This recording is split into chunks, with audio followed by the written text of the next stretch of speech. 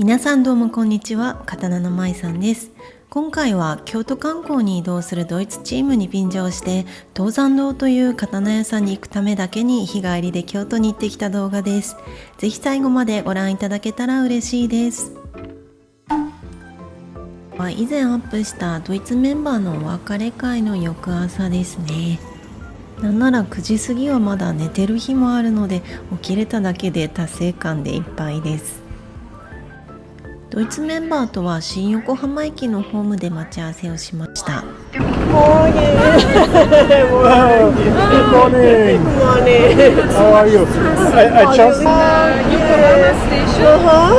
They sold this ticket, and it was only 5,000 yen. I thought, oh, it's quite cheap, but we didn't know it's only seat reservation, but not ticket. 私は急遽行くことを決めたので、みんながチケットを買うタイミングは知らなかったのですが、なんと特急券しか買えていなくて、大当たりで乗車券を買いに行ったそうで、実は私も初めて一人で新幹線に乗るときに全く同じ失敗をしたのですが、本当に難しいと思います。一緒に買いに行けたらよかったです。何はともあれ無事に集合していざ乗車です。みんなはそのまま京都に泊まるので大荷物ですね。演舞大会の記録用の動画はとにかく早く公開しようと思って、新幹線では私は編集を頑張っておりました。頑張ってといってもおにぎりも食べました。ちなみに新幹線の車内ではフリー Wi-Fi も使えます。2時間ちょっとで京都に到着しました。横浜よりちょっと肌寒い気がしましたね。さすが京都駅は横浜駅より外国人観光客の方がいっぱいでした。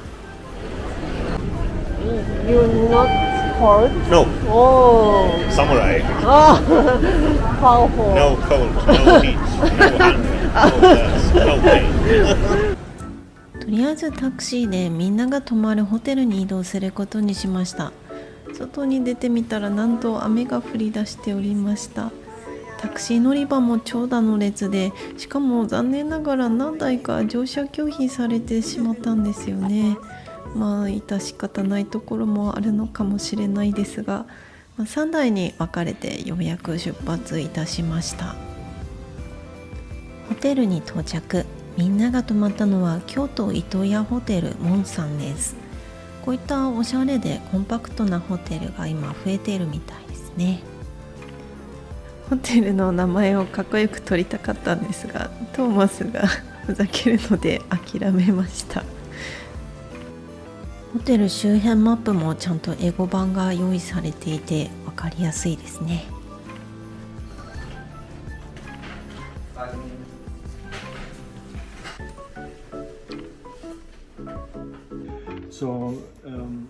ピーター隊長の作戦会議が始まりました。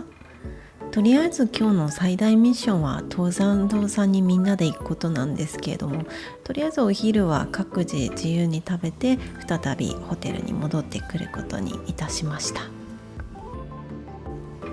何人かはホテルのスタッフさんおすすめのラーメン屋さんに行くことにしました。私は髪や服が濡れるのが大嫌いなので一人だけ傘を差しておりますが、みんなは傘を差す手間の方が嫌いなようです。 You don't like umbrella? Yes, but only if it's raining. Now it's only wet air. Wet air. I see. ちょっとした路地裏の街並みもなんとなく京都は一味違う気がいたします。やってきたのは怪力屋さんです。京都のご当地ラーメンでは有名なお店だそうです。京都って聞くと何でもすっきりあっさりしてそうなイメージですが、京都のラーメンはなんと日本一こってりしているそうです。私が横浜で一番よく行くのは天下一品なのですが、天下一品も京都ですし、こったりですね。こちらは背脂たっぷりの醤油ラーメンが一押しということで、みんなそれにしました。英語のメニューもあるのがさすがです。ラーメンを待ってる間、みんなテーブルのたくあんを物珍しそうに食べてみてたのが可愛かったですね。ラーメンが来ました。こちら細麺ですごく美味しかったです。食べてるところはカメラの角度がひどすぎたのでカットいたしました。餃子も美味しかったですね。私は酢胡椒派です。ラーメンを夢中で食べていたら、女性2人がまだ半分ぐらいのところで完食してしまってて、すごく恥ずかしかったです。ホテルに戻ってきたら、ホテルの横に小さなお稲荷さんを発見しました。So, bring twice day. ルカに片言の英語でお参りの仕方を説明しましたが、なんとなく伝わったようで何よりです。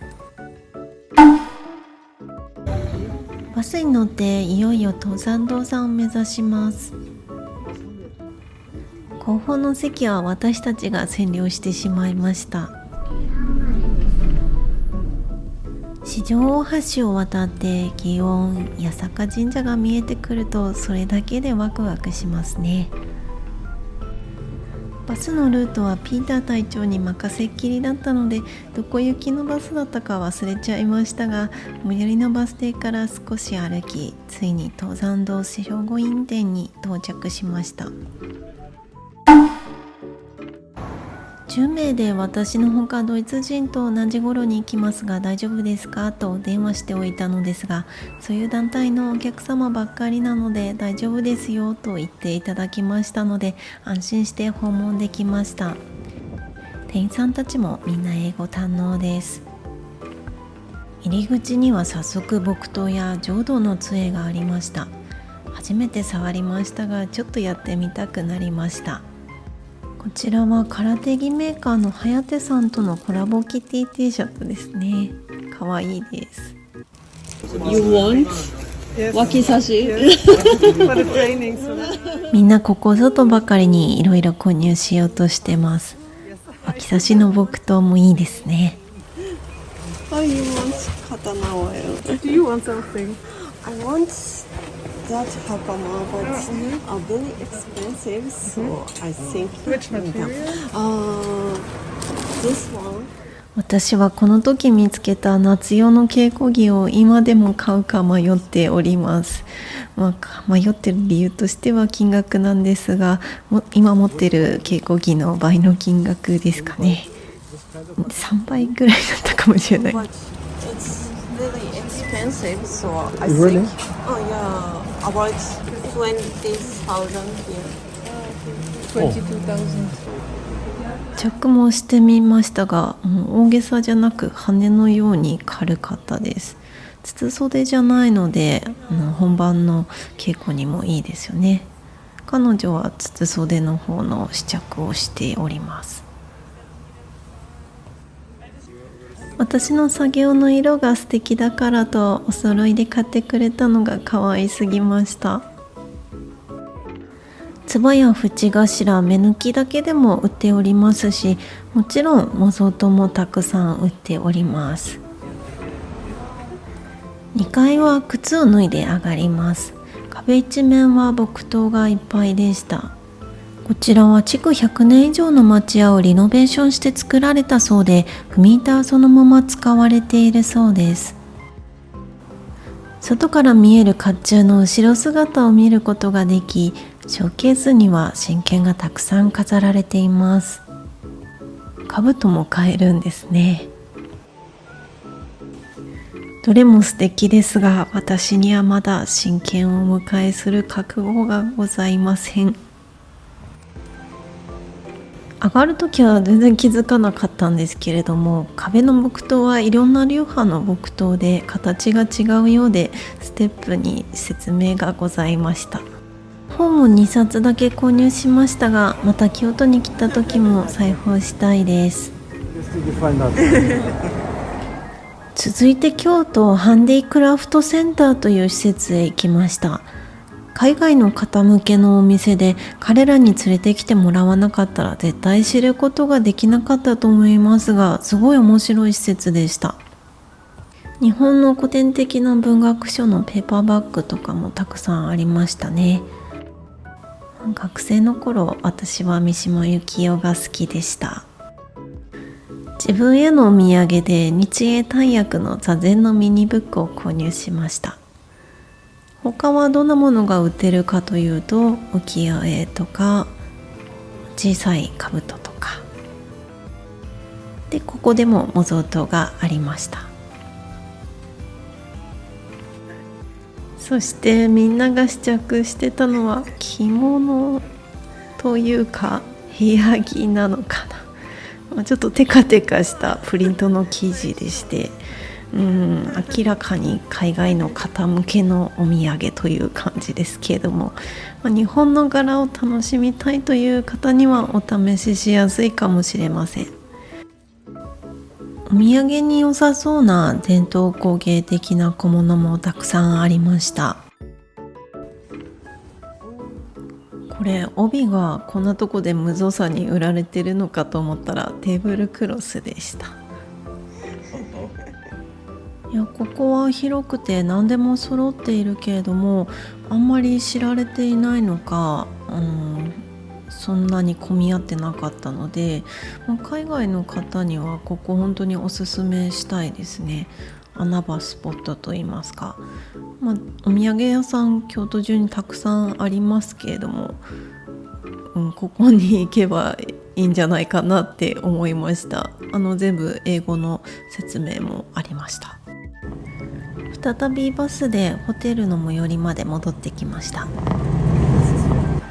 歩いてたらインスタで見かけたことのある忍者道場さんを発見しました。今度機会があったら行ってみたいです。みんなと最後のディナーはホテル近所のレストランにしました。こういう手書きの文字も翻訳できちゃうから本当にすごいですよね。みんな揃って乾杯です。乾杯コーン。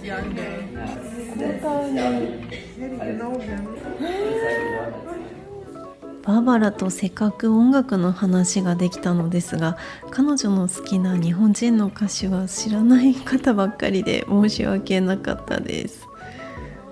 ほとんど30年ほど前の歌手の方の歌が好きだそうで、その頃の日本の歌にどうやって彼女がたどり着いたのか聞いてみたいなと思います。Wait for this. I'm sorry. ピーターが料理の写真を撮る前にうっかり人数分カットしてしまいました。美味しいお食事と楽しくおしゃべりをして、私はあっという間に帰る時間になってしまいました。レーゲースブルク道場の皆さん、本当にありがとうございました。というわけで今回は京都の日帰り Vlog でした。最後までご視聴いただきありがとうございました。チャンネル登録もしてもらえたら嬉しいです。また次の動画でお会いしましょう。